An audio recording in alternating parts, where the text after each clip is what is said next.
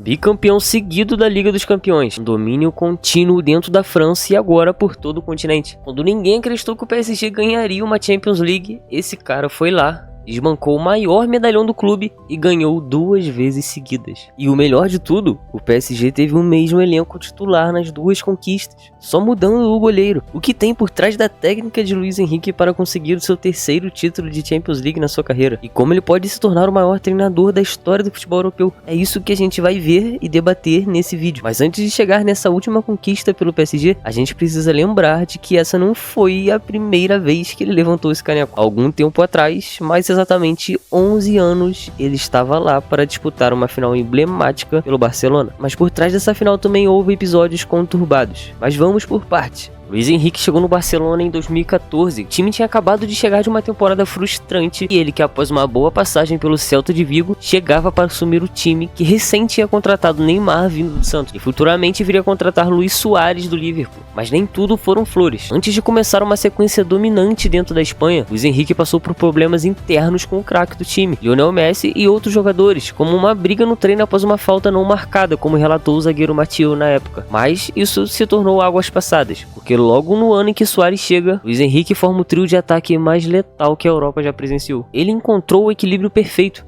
Deu a Messi liberdade para atuar pela direita, Neymar uma arma mortal pela esquerda e um finalizador de altíssimo nível no meio, Luizito Suárez. Mas não foi só esse ataque que consolidou o time do Barcelona. Xavi, Iniesta, Rakitic e Busquets formavam um dos melhores meio-campos do mundo. E foi com esse elenco que Luiz Henrique quebrou a Europa pela primeira vez. É claro, eu vou dar uma ênfase a mais na Liga dos Campeões, porque nas competições nacionais, ganhar é algo comum para o Luiz Henrique. Nesse período de Barcelona foram 2 La Ligas e 3 Copas do Rei, mas o seu maior destaque foi a Champions League de 2014 e 2015, quando conquistou sua primeira orelhuda. Mas o caminho até essa conquista teve diversos desafios. Em certos momentos, parecia que eles iriam ser eliminados. Bem, começando pela fase de grupos, que não foi um dos melhores possíveis. O Barça teve uma vitória magra por 1-0 em cima do Apoel, e na segunda rodada perdeu de 3-2 para o Paris Saint-Germain, no Parque dos Príncipes. Mas a partir dessa derrota, as coisas começaram a mudar. O Barcelona não perdeu mais nas restantes das fases de grupos. Foram 4 vitórias consecutivas, então se classificando em primeiro lugar. Mas logo nas oitavas de finais o Barcelona já teve que se deparar com o Manchester City, um adversário que já era a segunda vez seguida que eles enfrentavam nessas oitavas de finais, mas que não era um problema para o Luiz Henrique. Eles conquistaram a vitória por 2-1 no Etihad Stadium e sacramentaram por 1-0 dentro de casa. Então nas quartas de finais o Barcelona teve outro adversário que também era conhecido, mais uma vez o PSG, e mais uma vez o Barcelona levou a melhor, tanto na ida quanto na volta. Foram 2 jogos muito tranquilos e com um brilho à parte do Neymar, porque no jogo de ida foi 3-1, com um gol do Neymar, mas na volta foi um 2-0 com 2 gols dele, mais um adversário batido de maneira tranquila e rumo à próxima fase. Nesse momento a expectativa já era enorme em cima desse time, o ataque parecia realmente imbatível e uma defesa impenetrável. E aí vem a semifinal, o momento mais icônico dessa campanha, Bayern contra Barcelona. Enfrentar o Bayern, independente de qualquer época, sempre é um desafio à parte. É difícil lembrar de algum ano em que eles não estiveram lutando até as fases finais da competição. Aqui não foi nada diferente. O Bayern chegava como um dos grandes favoritos da competição, mas que logo caiu por terra. O jogo de ida foi marcado pelo drible desconcertante que Messi deu em Boateng, e resultou em um dos gols mais bonitos da história da Champions League. Barcelona goleou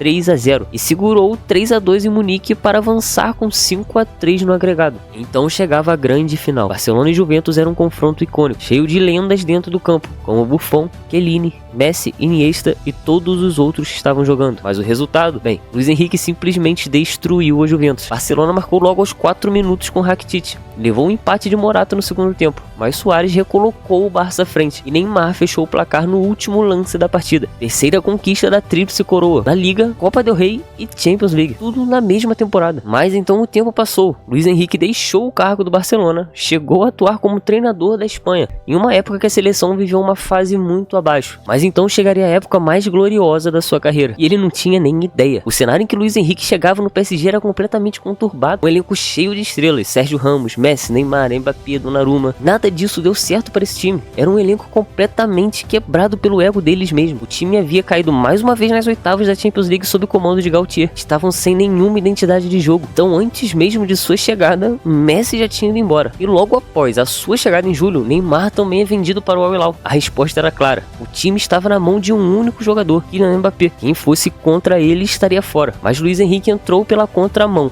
e venceu ele na queda de braço. Quando ele o chamou em uma sala privada e devorou ele no esporro, a mensagem era clara para todo o elenco: Ninguém mais manda no time, a não ser o próprio treinador.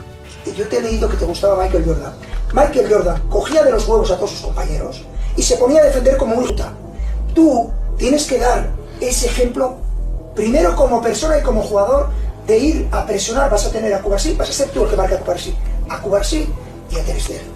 E te vas a pegar todo o partido pressionando a Cubarsí que não avance. A sua primeira temporada deixou resultados claros, mas que ainda faltavam detalhes para acertar. Os títulos domésticos foram conquistados como a Ligue 1, mas o principal era a Liga dos Campeões. Ela passou perto. Luiz Henrique levou o PSG até a semifinal, aonde caiu para o Borussia Dortmund dentro de casa. Ali era o ponto final. A individualidade do Mbappé estava acabando com o coletivo do time, até que chega o verão seguinte, e ao fim do contrato, Kylian Mbappé sai do time em direção ao Real Madrid. E agora havia sobrado poucas peças de renome naquele elenco do PSG, mas era exatamente aquilo que Luiz Henrique queria. Ele buscou alguns reforços no mercado, como o João Neves, Pacho e o jovem Désiré Doué, nenhum de grande nome. Todos eles eram apenas promessas que poderiam vir a dar certo. E bem, como deram certo? Como ficou conhecido, o PSG low profile foi de pouco a pouco conquistando confiança. E a cada fase e partida que ganhavam, a dúvida era mais clara. Será que eles realmente vão ganhar sem o Mbappé? Então apareceu o cara mais improvável para se tornar o cara desse time, Dembélé. Ele simplesmente revolucionou o seu futebol sob o Luiz Henrique. E agora era a arma principal do espanhol. Logo nas oitavas derrubou um dos favoritos. Eliminou o Liverpool numa disputa de pênaltis dentro do Anfield. Nas quartas de finais, outro time inglês. O PSG derrubou o Aston Villa em um jogo recheado de gols. Mesmo perdendo por 3-2 na volta, a vitória por 3-1 no Parque dos Príncipes garantiu a vaga na próxima fase. Era mais um ano nas semifinais. Só que, será que eles conseguiriam chegar à final? Eis então que vinha o Arsenal, outro inglês que disputava a Premier League pau a pau contra o Manchester City. O PSG ganha no Emirates e ganha em casa, chegando à sua primeira final desde 2020 sem precisar de nenhuma super contratação. E eles estavam mais do que prontos para enfrentar a Inter de Milão, que havia eliminado o Barcelona em um baita jogo. À altura do campeonato, os azarões já tinham virado os favoritos ao título. Com um elenco altamente inspirado, o PSG foi e derrubou a Inter, fazendo a maior goleada em uma final de Champions League, 5-0. Luiz Henrique havia feito o que o PSG por tanto tempo tentou. Ele apenas precisou ir por um caminho para era diferente. Luiz Henrique botou o PSG em outro nível. Agora eles eram os favoritos desde o começo da competição, mas com um detalhe importantíssimo: enquanto todos se reforçaram, como Real Madrid, Manchester City, até mesmo Chelsea, gastando milhões nas janelas de transferências, mais uma vez Luiz Henrique foi por um caminho completamente alternativo. Foram poucas contratações e elas nem surtiram efeitos no time principal, como Elias Arbani, que chegou por 60 milhões de euros vindo do Bournemouth. Você provavelmente nem lembrava desse cara. E mais um ano ele repetiu a dose. Terceira vez ganhando a Ligue 1, um domínio nacional completo. Chegou na final do Mundial de Clubes, ganhou o Intercontinental naquela final, pênaltis contra o Flamengo e o principal, mais uma final de Champions League. E em um mata-mata muito mais agressivo. Logo nas oitavas de final, o PSG liquidou o Chelsea com um agregado de 8-2. Nas quartas de finais, mais uma vez elimina o Liverpool, concretizando de novo ser o maior terror dos times ingleses nesses últimos anos. You have already faced 4 Premier League teams in the Champions League this season: Liverpool, Chelsea, Newcastle, Spurs, and you haven't lost. And it's another one